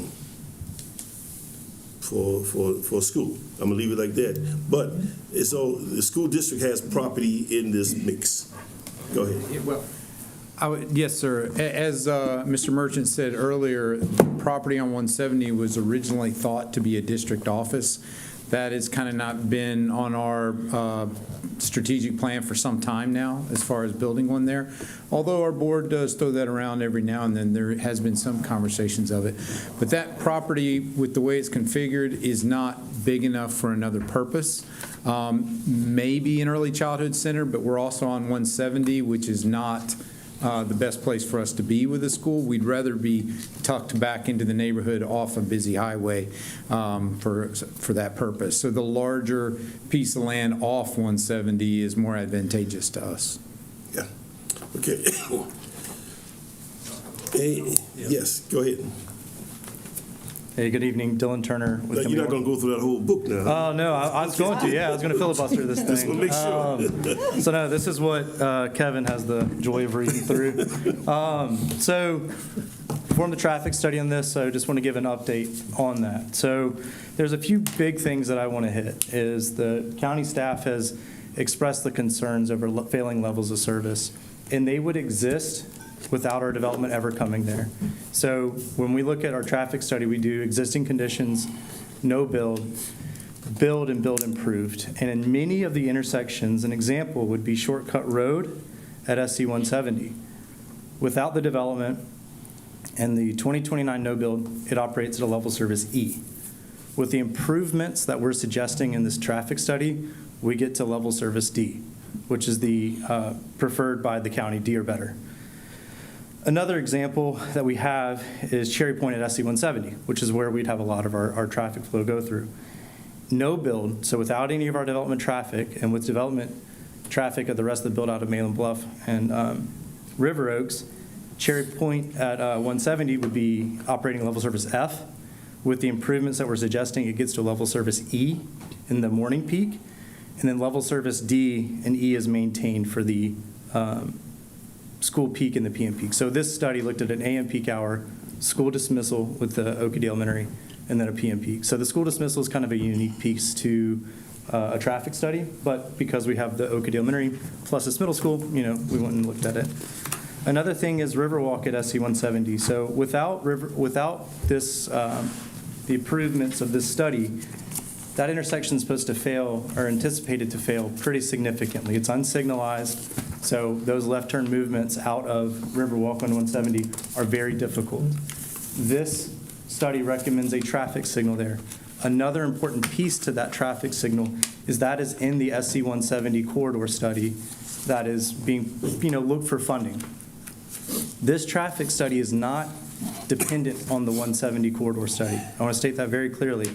We mentioned what it would look like with the 170 corridor study, so how it could operate, but that project's not funding. We can't depend on that. We have to do the improvements from that. So we looked at a scenario of typical mitigation. We did an alternative intersection analysis, which is through cuts, so we would disable the ability to go through on the side streets. It just helps with signal phasing. SCDOT was not a big fan of that because of the potential of the R-cut corridor with 170. That would be too much construction back-to-back with innovative intersections. They asked us to look at typical mitigation, which would be turn lanes, signal timing, and all that kind of stuff. And so we've done that.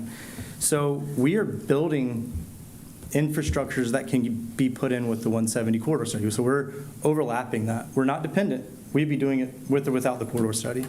But luckily, the county can use some of that. So that'd be the signal at Riverwalk, which is shown on that study. Our development will be implementing that signal. Another thing is we are making the conditions very, very similar to or better than the no build because of the amount of infrastructure that we're recommending. It's not like we're coming into this development and saying, the roads stink, we're not going to do anything. There's a significant amount of infrastructure that's recommended in the study. And so all that going to say, that's That's helping with the flow. So we're helping with that no-build condition. I know that sounds kind of crazy because we're bringing in trips, but we have to mitigate for those trips. And so there's substantial infrastructure that is recommended in here that would be the responsibility of the developer.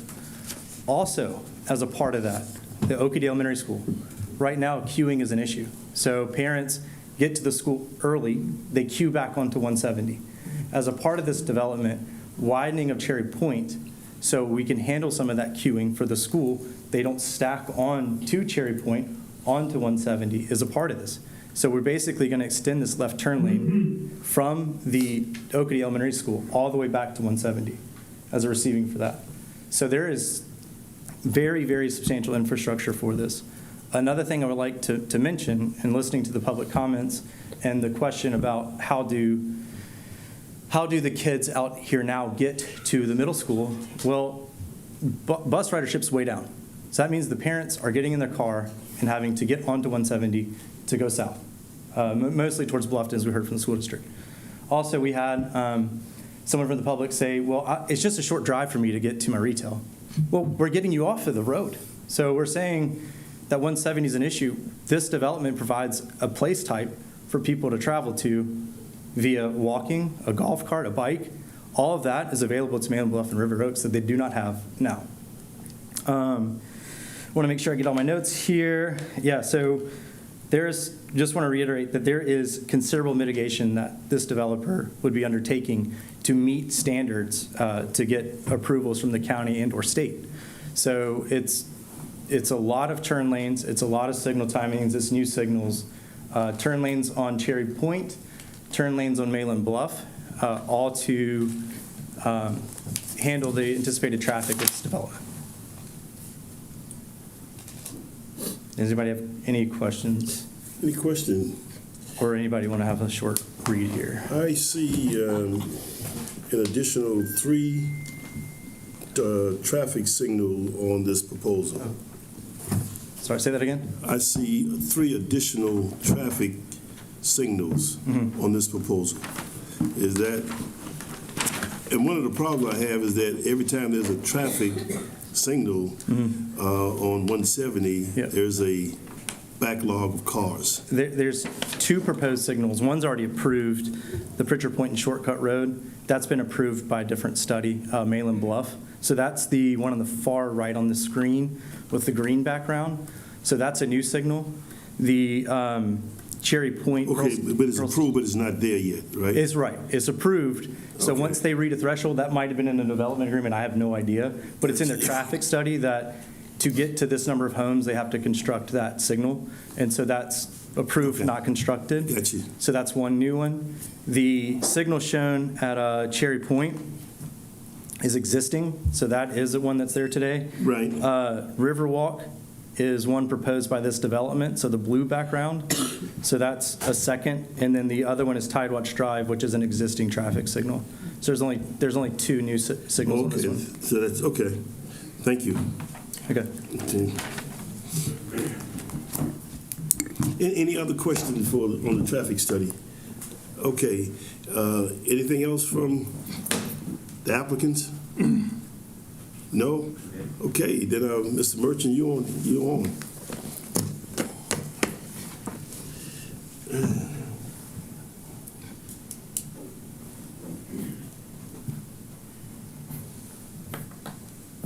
Well, I just wanted to say the motions would be very similar to the last, in terms of, that you could either recommend denial, you could recommend approval with conditions, which, if you are to recommend approval, that would mean that the condition would be entering into a development agreement. And given the complexity of this proposal, we believe that would be a necessary step, or just to approve the place type overlay without conditions.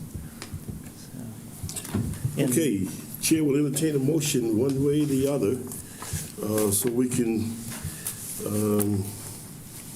be honest. Oh, yeah, I wanted to clear up something in the staff report.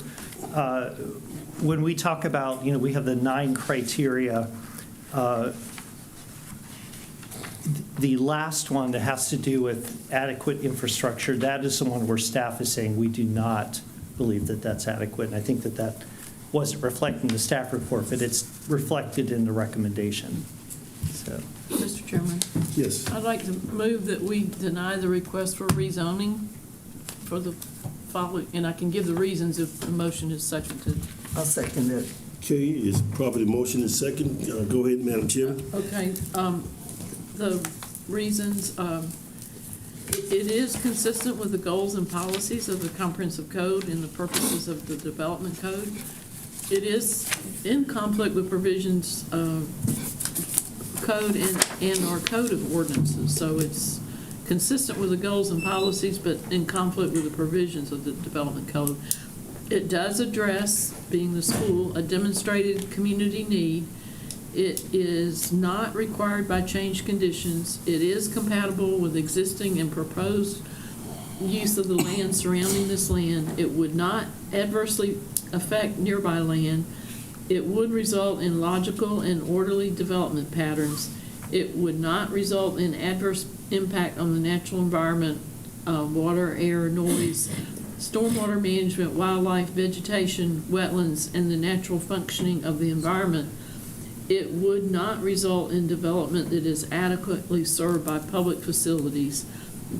Streets, potable water, sewer, stormwater management, solid waste collection and disposal, schools, parks, police, fire, and emergency medical facilities.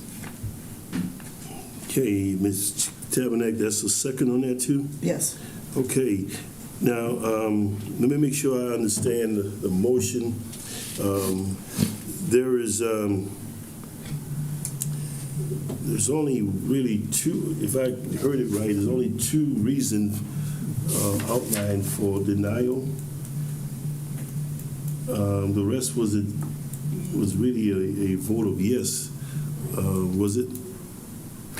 well, yes, you're correct, and it is staff's position that one, it doesn't have to be every single criteria is a negative for, staff to recommend denial. It could be that one criteria It's just enough overwhelms to the move rest. forward. Yes. Yeah. Any comments? If I understand, yes, Chairman, staff is denied, and this motion is for denial as well. No, staff, what we did is staff recommended to the Planning Commission back in, I believe this was December or January 6th. Yeah, January. 6th. We recommended to the Planning Commission denial. They recommended, they're the recommending body to County Council. They recommended denial. And then now it's to this committee, and then you're making a recommendation to council. Thank you. In essence, you're determining that the two that she said that were not compatible overweighed the other 7 criteria. The 2 most important criteria swayed her to say she recommends denial, is how I understood that. Sure. Yeah, which was number 2 and number 9 on the list. Okay. Any comments? Oh, good, thank you. Okay.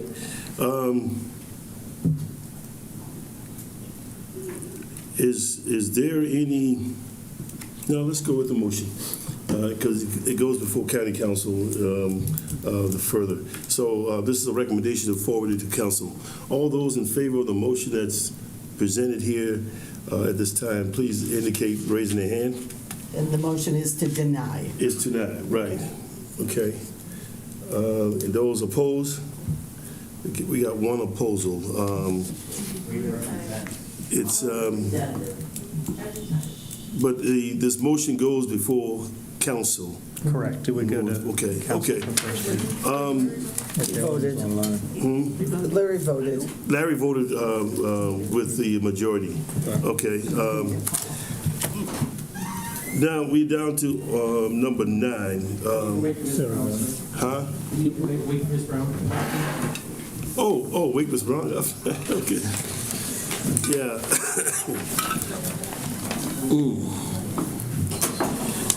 Mr. Merchant, you still up, right? Yes. Yes, sir. You've been up all day today, man.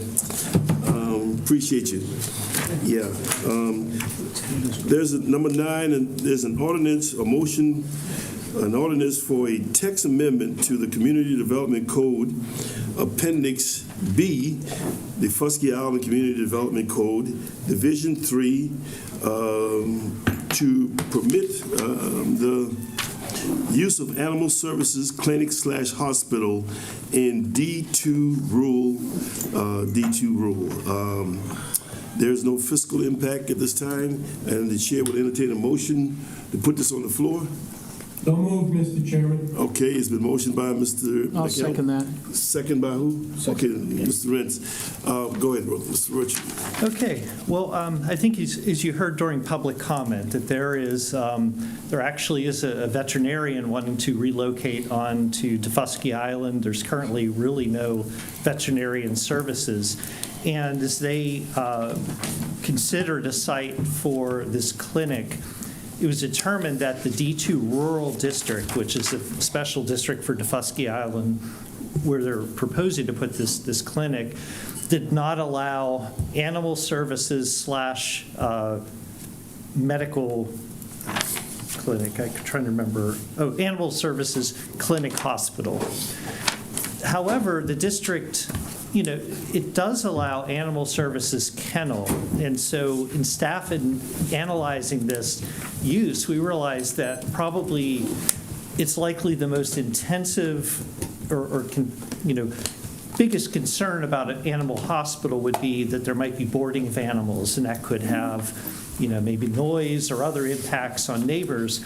But that use for a kennel is already permitted in that district. So it didn't make logical sense that one would be permitted and the other one wasn't. And so our recommendation as staff is to amend the Defusky Island, amend this particular district to allow animal services clinic hospital, because we believe it's consistent with the purpose of the district. And Any question on Mr. Merchant?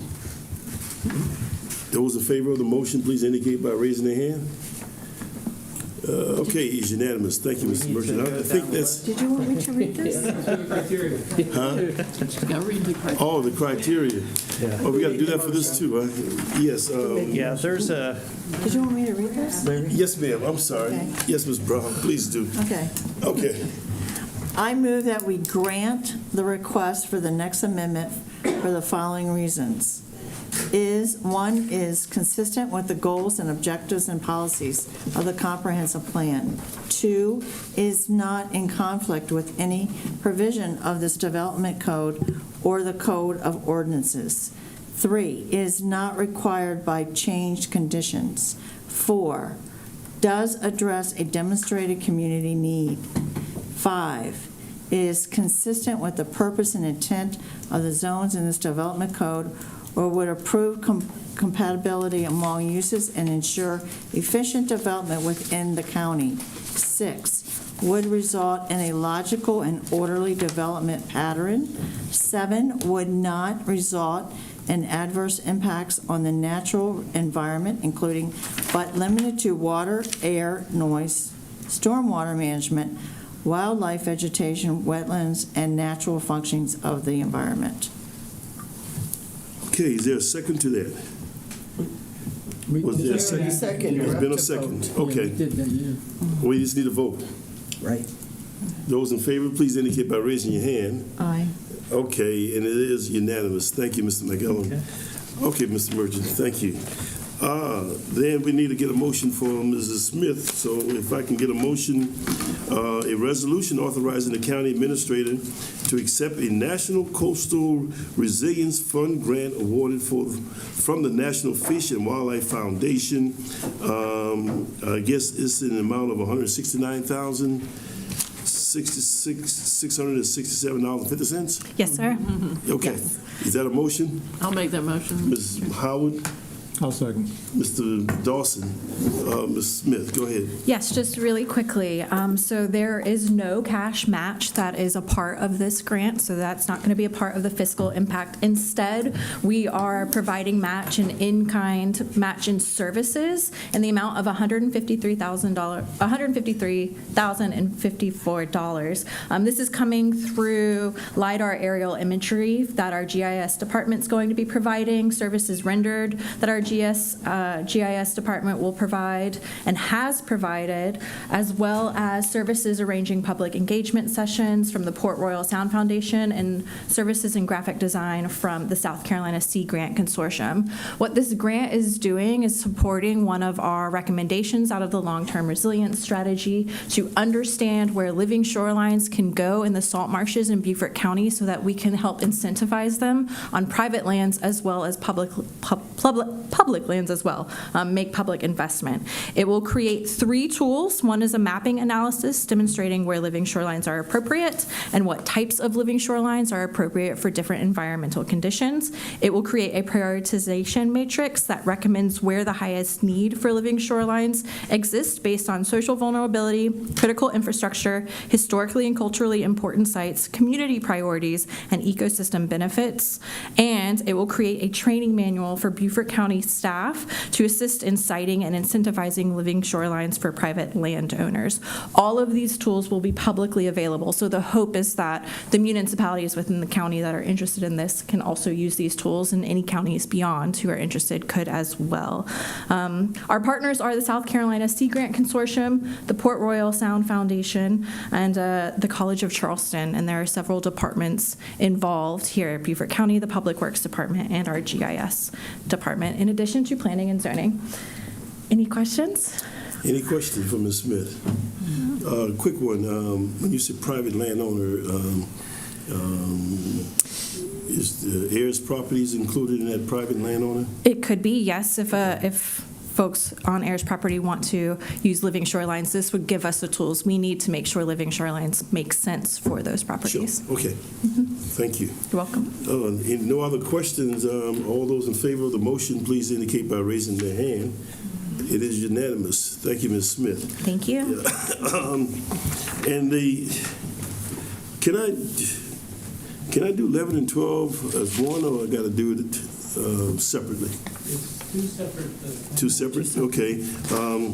The chair will entertain a motion for reappointment of Eugene Myers, Cecilia McMillan, and Ed Pappas to the Planning Commission for a 3-year term with the expiration date of February 2028.